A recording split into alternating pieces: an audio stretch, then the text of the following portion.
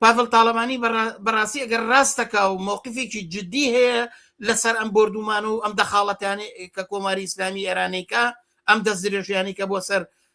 خەڵکی کوردستان و بۆ سەر دەسەڵاتەکەی تاڵەبانیەکە ئەگەر ڕاستەکە با ڕاگەیەنێ هەچی قونسڵیە و بنکە و بارەگا و هەواڵگیری ئێرانێت بیکاتە دەرەوە با داوا بکە هێزەکانی ئەمریکا بچێتە دەرەوە ئەوە شتێکی ڕاست نییە ئەمە تەنها بۆ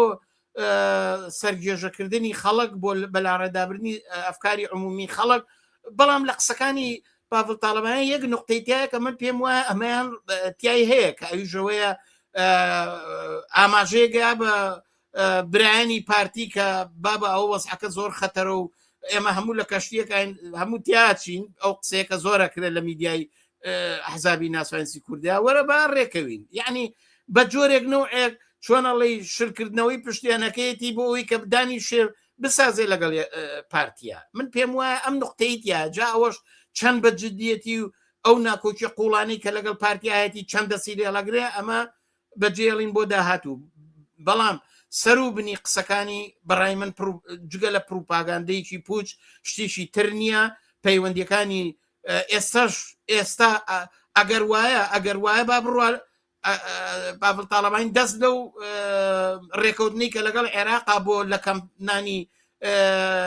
هێزە کوردیەکان لە کوردستانی عێراقا هەڵگرێ با بڕوە ئەوان لە کەمپەکان دەرێن و ئەم سیاسەتی کەمپسازیە کە ئەوانی جیرۆدەی ئەم ڕۆژە ڕەشە کردووە کە خەڵکی مەدەنی کە لە پاڵ ئەم حیزبانە بە هەر ئومێدێکی بە هەر خۆشخەیاڵێکەوە لە پاڵ ئەم حیزبانەیە بوو بن ئێستا بوونەتە قوربانی با ئەوانە هەڵوەشێنەوە مواتنێکی ئاسایی هاوڵاتێکی هەرێمی کوردستان مامەڵیان لەگەڵا بکە هەمویانی خسۆتە کەمپەوە هەر ڕۆژێک وەکو کەرێشگەیان خاتە عەرەبانە ڕۆژێک بۆم لا ڕۆژێک بۆ ئەولا ئەوە شەرمەزاریی گەورەیە ئەوە ناکاتەوەی کە پاڤڵ تاڵەبانی ئەوە جورئەتی پیا کردوێکە لە کۆماری ئیسلامی ئێران دابڕا و گوێڕی سیاستەکانی بگۆڕێت نا خەڵک نابێ بەم قسانە خۆشخەیاڵ بێ من پێم وایە ئەو پروپاگەندەیەکە کە خۆراکی ناوخۆی هەیە وە پیشاندانی هاوسۆزیەک و هەوڵێکە بۆ نزیک بوونەوە و بە گوێدانی زەنگێکە بە گوێی مەسعود بارزانی و مەسعود بارزانی و نێچیوان بارزانیە بە گوێی سەرانی پارتیە غەیری ئەمە شتێکی تر نییە